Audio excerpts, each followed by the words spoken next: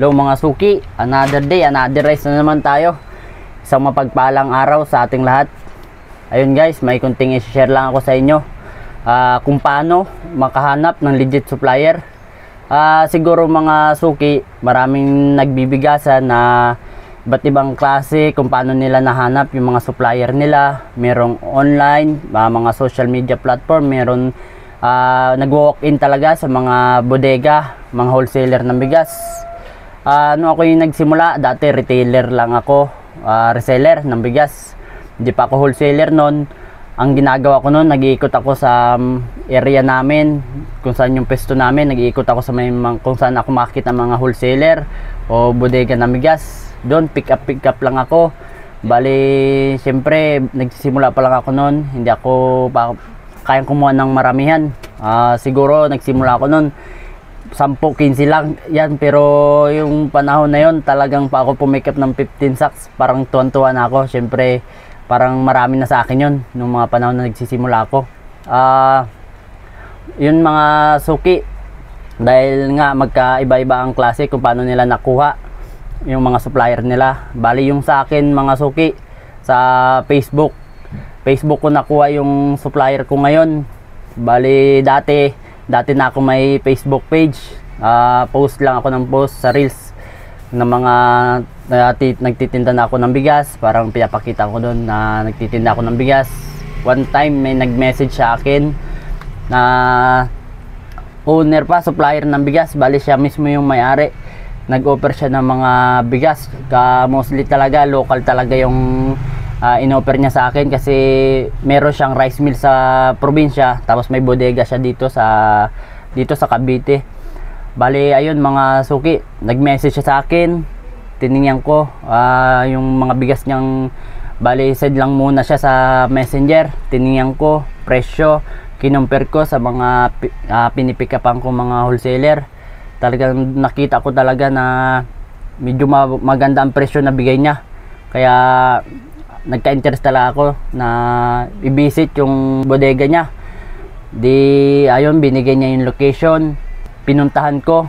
Talagang sinigurado ko kung legit talaga siya supplier ng bigas. Ayun, pagpunta ko doon sa binigay niyang location, nakita ko kagad, first impression ko talagang supplier ng bigas, kasi talagang mismong bodega lang siya.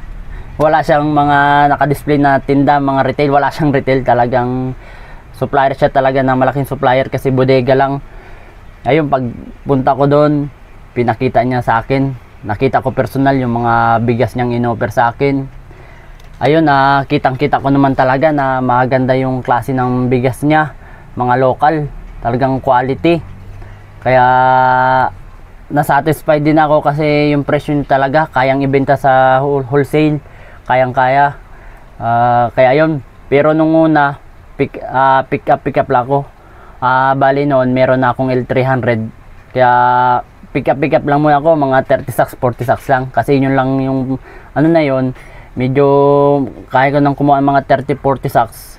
Yun, ilang buwan din yun lang pick up ako ng pick up ng local.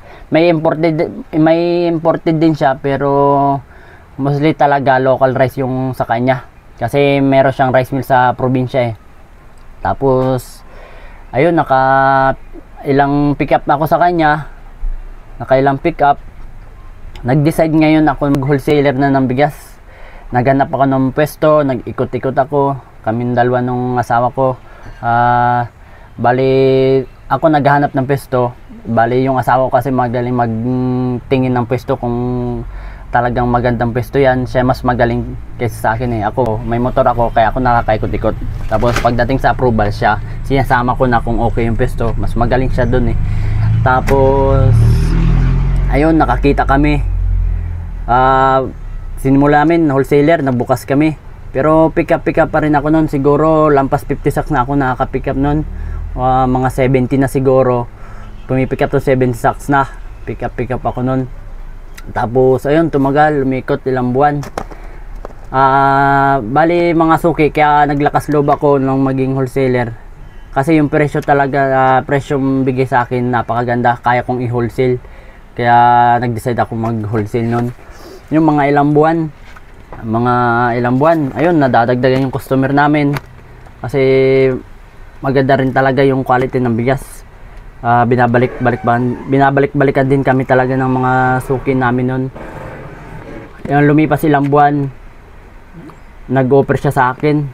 Siguro mga unang buwan sinubukan niya lang ako kung paano ng bigas, kung mabilis ako magpaubos. Pero mga lumipas siguro mga 6 na buwan, nag-offer na siya sa akin ng terms. Yung supplier ko na yon. Bali, ang style ng terms namin, halimbawa yung deliver ngayon, ang bayad nun sunod na deliver. Bali, parang ganun. Di binagsakan niya ako ng isang load na truck. First time ko yun. Siyempre, first time. Yun yung pinaka sa negosyong bigasan. Yung isang truck na load na nag-deliver sa'yo. Siyempre, iba yun. Maganda yung pakiramdam nun. Dinilibera niya ako nun. Ang usap namin nga, yung terms na yun. Siyempre, siguro 300 sacks yun, isang load. 300, umabot ako doon, 300 sacks. Tapos yun, ilang sunod-sunod yun na pa-deliver hanggang minsan weekly, minsan twice a week. Nagpapa-deliver na ako nun. 2 load na yun. Pag sobra talagang nagkakasabay ang suki namin, minsan 3 beses sa isang linggo. Ayun, mga suki. Hanggang ngayon, siya ang supplier ko. Tsaka, humingi din ako sa kanya ng tips kung mga diskarte sa pagbibigas. Hindi naman siya madamot yung supplier ko na yun. Tsaka, ayun, naggagabay, talagang tinutulungan niya rin ako. Sabi nga niya, tulungan lang tayo. Tulungan ko siya, tulungan niya din ako. Yun lang mga suki. Number 1 talaga sa pagbibigas. Paano lumago ang isang bigasan, number 1 talaga rin nasa supplier. Yung nasa supplier talaga mga suki, talagang totoo talaga sa yung supplier. Yung presyo, dalawa lang yun eh. Kasi yung supplier, kung hindi ka makakuha ng magandang supplier, mataas presyo mo. Kaya number 1 talaga, supplier muna bago yung presyo. Yun lang mga suki. Marami pa akong share yung mga na-experience ko. Siyempre gusto ko lang share sa inyo sa mga gusto lang magsimula. Mga suki, number 1 talaga bago ko to sinimulan. Nagsimula talaga ito sa pag-idolize mga suki. Kasi ang mga inuudol ko talaga yung mga lalaking bodega, mga may-ari ng malalaking bigasan. Hindi ko naman sila personal na kausap, pero nakikita ko lang lahat talaga ng malalaking bigasan, lalo na dito sa parting Cavite. Mga idol ko yan eh. Lalo na sa Facebook, social media. Yan, lahat ng mga malalaking bigasan ina-idol ko talaga yan. Siyempre kahit papano napapanood ko sila, titingnan ko kung ano yung mga diskarte nila na nakikita ko. Yung mga nakikita ko, medyo ina-apply ko din dito sa aming bigasan. Kaya yun lang mga suki. Maraming salamat sa inyong pakikinig. Don't forget lang, follow nyo lang po Gisha Rice Store para updated kayo kung anong meron dito sa aming munting bigasan. Yun lang mga suki, maraming salamat.